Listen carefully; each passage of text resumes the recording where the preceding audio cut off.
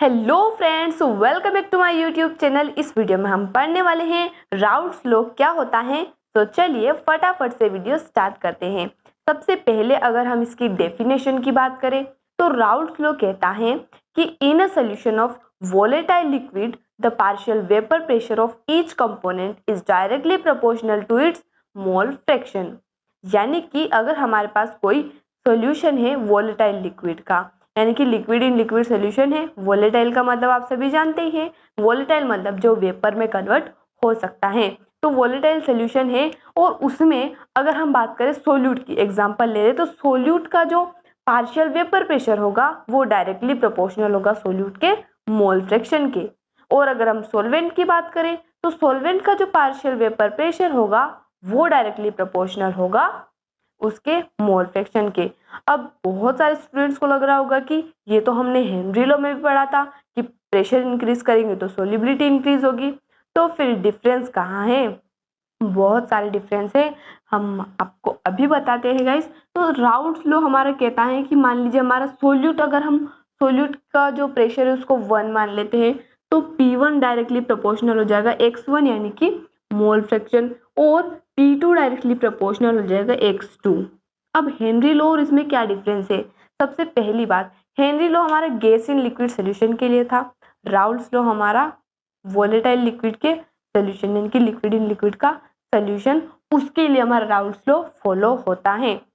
Second difference क्या है कि हमारा जो हेनरी लॉ में कांस्टेंट लगा था, हमने प्रोपोर्शनलिटी हटाने के बाद कांस्टेंट लगाया था केच, जो हमारा हेनरी लॉ कांस्टेंट था। और यहाँ पर हमारा कांस्टेंट क्या लगेगा? P1 इक्वल हो जाएगा हमारा P1 नॉट x1 और P2 हो जाएगा हमारा P2 नॉट x2। अब ये P1 और P2 क्या है? हमारा P1 तो हमारा पार्शियल वेपर प्रेशर है और P1 नॉट हमारा हो जाएगा प्योर प्रेशर। यानी कि अब इनमें डिफरेंस क्या है? तो प्योर प्रेशर, हमने कोई एलिमेंट, हमारा जो सोल्यूट है वो अगर अकेले पड़ा हुआ है किसी कंटेनर में, हमने कुछ उसमें मिक्स नहीं किया है तो उसका अपना कुछ प्रेशर होगा, वो हमारा हो जाएगा प्योर प्रेशर। और पार्शियल प्रेशर तो आप सभी जानते ही हैं कि अगर हमने उसे सोल्यूशन बनाया तो उस सोल्यूशन के अंदर जो उसका प्रेशर होगा वो हो जाएगा हमारा partial vapour pressure. Same condition यहाँ पर भी अप्लाई होगी। और हमारा जो टोटल प्रेशर हो जाएगा वो क्या हो जाएगा? P1 प्लस P2 हो जाएगा, यानी कि P टोटल क्या हो जाएगा हमारा? P1 plus P2। अगर हम दोनों को ऐड करें तो P1 क्या है हमारा? P1 not x1 plus P2 है हमारा P2 नॉट x2। अब इसको हम और इजी बनाते हैं। P1 नॉट x1 को हम क्या 1 माइनस x2 लिख सकते हैं, क्योंकि हमने पढ़ा था कि x1 प्लस x2 क्या होता है हमारा? 1 होता है। तो x1 को हम 1 माइनस x2 लिख सकते हैं। तो यहाँ पर इसे हम 1 माइनस x2 लिख देते हैं, प्लस P2 नॉट x2 हो जाएगा। अब P1 का अगर हम अंदर मल्टीप्लाई करेंगे तो P1 not plus P1 not x2 plus P2 not x2, अरे माइनस आएगा ना guys, minus P1 not x2 plus P2 not x2। यहाँ से हमारा क्या हो जाएगा? P1 not. अब हम क्या कर रहे हैं, इन दोनों में से x2 को कॉमन ले रहे हैं और बाहर क्या ले रहे हैं? हम प्लस ले रहे हैं। क्यों ले रहे हैं? क्योंकि अभी हम क्या करेंगे, आप देखिए यहाँ पर P2 और माइनस P1 हम अंदर ले रहे हैं, तो P2 not minus P1 not और मल्टीप्लाइड बाय x2 आ जाएगा। इन दोनों में से इसको कॉमन ले लिया, P2 में से P1 को माइनस कर दिया तो माइनस साइन भी हमारा अंदर चला जाएगा। तो आई होप यहाँ तक आपको समझ में आ चुका होगा। ये कब हम फॉर्मूला यूज करेंगे? जब हमारे पास मोल फ्रैक्शन क्या दिया हो? एक्स भी दिया हो, यानी कि सेकेंड का मोल फ्रैक्शन दिया हो। और अगर हम फर्स्ट का फाइंड करना चाहें तो इस फॉर्मूले से हम फाइंड कर सकते हैं। अब राउल्ट्स लॉ से रिलेटेड ही हमारे पास दो सॉल्यूशंस आते हैं। फर्स्ट है हमारा आइडियल सॉल्यूशन और सेकेंड है हमारा नॉन आइडियल सॉल्यूशन। तो सबसे पहले अगर हम बात करें आइडियल सॉल्यूशन की, तो आइडियल सॉल्यूशन क्या होता है हमारा? फर्स्ट पॉइंट जो कि राउल्ट्स लॉ को फॉलो करता है, राउल्ट्स लॉ को फॉलो करता है। सेकेंड मेन पॉइंट क्या है हमारा? आइडियल सॉल्यूशन जो होगा उसमें सोल्यूट के पार्टिकल्स के बीच में जो फोर्स लग रहा है वो इक्वल होगा फोर्स बिटवीन सॉल्वेंट पार्टिकल्स। मान लीजिए सॉल्यूट हमारा ए है तो ए इंटरेक्शन जो होगा वो इक्वल होगा बी इंटरेक्शन, यानी कि दोनों के बीच का फोर्स क्या होगा, इक्वल होगा।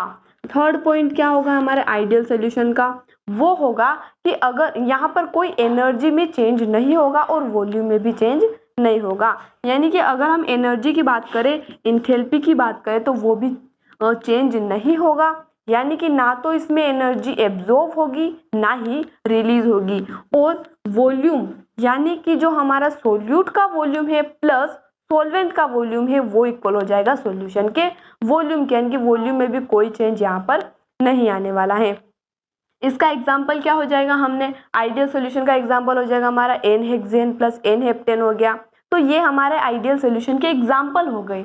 तो इसका ग्राफ कैसे बनता है वो हम देख लेते हैं। हमने यहाँ पर मेन बात ली है राउल्ट लॉ को फॉलो करता है, यानी कि हमारा प्रेशर हम बढ़ाएंगे तो सोल्यूबिलिटी बढ़ेगी, वो भी यूनिफॉर्मली बढ़ेगी, यानी कि स्ट्रेटली हमारा इसका ग्राफ बनेगा। इस तरह से मान लीजिए हमारा क्या है, ग्राफ है, ये हमारा वेपर प्रेशर हो गया और ये हमारा क्या हो गया, मोल फ्रैक्शन हो गया। सबसे पहले हम अगर सोल्यूट की बात करें तो मान लीजिए हमारा XA यानी कि सोल्यूट का मोल फ्रैक्शन यहाँ पर 0 है और यहाँ पर क्या हो रहा है, 1 हो रहा है। तो इंक्रीज हो रहा है मोल फ्रैक्शन, क्या हो रहा है, इंक्रीज हो रहा है, तो वेपर प्रेशर भी क्या होगा, इंक्रीज होगा। तो इस तरह से हमारा क्या हो जाएगा, इसका वेपर प्रेशर हो जाएगा, एकदम स्ट्रेट लाइन है गाइस। तो ये हमारा PA हो जाएगा, यानी कि पार्शियल प्रेशर ऑफ सोल्यूट। अगर हम बात करें सोलवेंट की तो मान लीजिए हमारा XB यानी कि सोलवेंट का जो मोल फ्रैक्शन है वो यहाँ पर 1 है और वो क्या हो रहा है, डिक्रीज हो रहा है। सोलवेंट का जो मोल फ्रैक्शन है वो यहाँ पर 0 हो गया, तो इधर से हम इसको इंक्रीज करेंगे, यहाँ से तो डिक्रीज हो रहा है। तो मान लीजिए हमारे यहाँ पर 1 पे था हमारा मोल फ्रैक्शन और 0 पे आ रहा है, तो वो क्या होगा, डिक्रीज हो रहा है। आप दोनों लाइन देख सकते हैं, दोनों एकदम स्ट्रेट लाइन हो रही है, यानी कि प्रेशर बढ़ाएंगे तो मोल फ्रैक्शन एकदम यूनिफॉर्मली बढ़ेगा और डिक्रीज करेंगे तो मोल फ्रैक्शन भी यूनिफॉर्मली डिक्रीज होगा। ये हमारा PB हो जाएगा। P टोटल की अगर हम बात करें तो ये क्या हो जाएगा, हमारा P टोटल हो जाएगा। यहाँ तक बात क्लियर है। आइडियल सोल्यूशन हो गया हमारा, एग्जाम्पल भी मैंने आपको बता दिए, NCERT में हमारे और एग्जाम्पल भी दिए हुए हैं। सेकेंड अगर हम बात करें नॉन आइडियल सोल्यूशन की तो इसका अपोजिट हो जाएगा। नॉन आइडियल सोल्यूशन क्या होते हैं, राउल्ट लॉ को फॉलो नहीं करते हैं। ये तो सारे नॉन आइडियल सोल्यूशन पर लागू होगा। यहाँ पर हमारे पास 2 टाइप के नॉन आइडियल सॉल्यूशंस हैं। फर्स्ट है हमारा पॉजिटिव डेविएशन और सेकेंड है हमारा नेगेटिव डेविएशन। पॉजिटिव डेविएशन का मतलब क्या होता है कि इसमें क्या होगा, पॉजिटिव डेविएशन की अगर हम बात करें तो इसमें फर्स्ट पॉइंट हमारा जो AB इंटरेक्शन है वो क्या होगा, वीक होगा, यानी कि सोल्यूट के बीच में जो इंटरेक्शन था और सॉल्वेंट के बीच में जो इंटरेक्शन था वो अपना इंटरेक्शन था, वो ज्यादा था, लेकिन दोनों को जब हमने मिक्स किया तो उनके बीच का इंटरेक्शन क्या हो गया, बहुत ही वीक हो गया। इस वजह से क्या होगा, उनका वेपर प्रेशर भी बहुत ज्यादा इंक्रीज हो जाएगा और इंक्रीज हो जाएगा तो वो क्या करेंगे, पॉजिटिव डेविएशन शो करेंगे। एग्जाम्पल हो जाएगा हमारा इथेनॉल प्लस एसीटोन। इथेनॉल का हमारा जो अपना एक फोर्स था बीच में मॉलिक्यूल्स के बीच में, एसीटोन का अपना एक फोर्स था मॉलिक्यूल्स के बीच में जो कि बहुत ही स्ट्रॉन्ग था। दोनों को हमने मिक्स कर दिया तो दोनों के बीच में जो फोर्स है वो बहुत ही क्या हो गया, वीक हो गया। इस वजह से वेपर प्रेशर इंक्रीज हो गया और पॉजिटिव डेविएशन हो गया। पॉजिटिव डेविएशन का ग्राफ कैसे बनेगा, पॉजिटिव हो रहा है इनकी बहुत ज्यादा वेपर प्रेशर हो रहा है तो इस तरह से हमारा ग्राफ बन जाएगा, है ना, इस तरह से हमारा ग्राफ बन जाएगा। पॉजिटिव डेविएशन का हो गया। अगर नेगेटिव डेविएशन की बात करें तो इसमें हमारा जो एग्जाम्पल क्या हो जाएगा, क्लोरोफॉर्म प्लस एसीटोन, यानी कि क्लोरोफॉर्म के मॉलिक्यूल्स के बीच में जो इंटरेक्शन था और एसीटोन के मॉलिक्यूल्स के बीच में जो इंटरेक्शन था वो कम था। दोनों को हमने मिक्स किया तो दोनों के बीच में इंटरेक्शन यानी कि ए और डी के बीच में जो इंटरेक्शन था वो स्ट्रोंग हो गया as compared to AA interaction and BB interaction. जिस वजह से क्या हुआ, वेपर प्रेशर डिक्रीज हो गया, यानी कि स्ट्रेट लाइन से भी क्या चला गया, नीचे चला गया।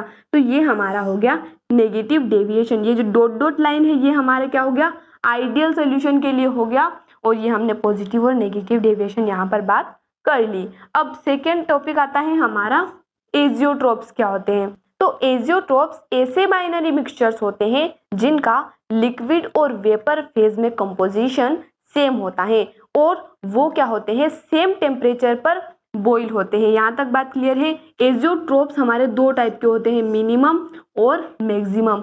दोनों में क्या डिफरेंस है, मिनिमम एजियोट्रोप्स क्या होते हैं, हमारे पॉजिटिव डेविएशन शो करते हैं, लार्ज पॉजिटिव डेविएशन शो करते हैं, और मैक्सिमम की अगर हम बात करें तो वो हमारे क्या होंगे, लार्ज नेगेटिव डेविएशन शो करेंगे। मिनिमम, इसमें एग्जाम्पल की अगर हम बात करें तो यहाँ पर इस मिनिमम एजियोट्रोप का एग्जाम्पल हो जाएगा इथेनॉल प्लस वाटर।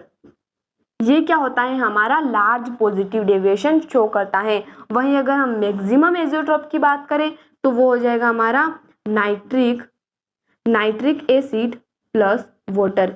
ये क्या होता है, हमारा लार्ज नेगेटिव डेविएशन शो करता है, इसे हम कहते हैं मैक्सिमम एजियोट्रोप।